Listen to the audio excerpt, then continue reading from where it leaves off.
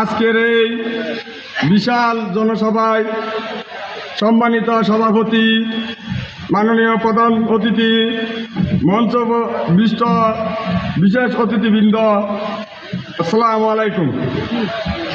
এবং মঞ্চের সামনে উপস্থিত সংগ্রামী ভাই ও বোনেরা, আমার বক্তব্যের শুরুতে আপনাদের জানাই সংগ্রামী সালাম ও জিয়াই শুভেচ্ছা।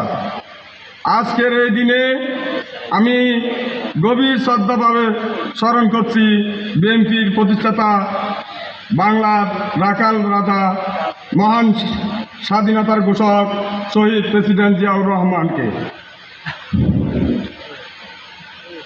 আমি সরবপাড়া ইউনিয়ন যুবদলের পক্ষ থেকে সরবপাড়া ইউনিয়ন যুবদলের সকল নেতৃবৃন্দদের বলতেছি, কোনো হাইব্রিডকে স্থান দিবেন না।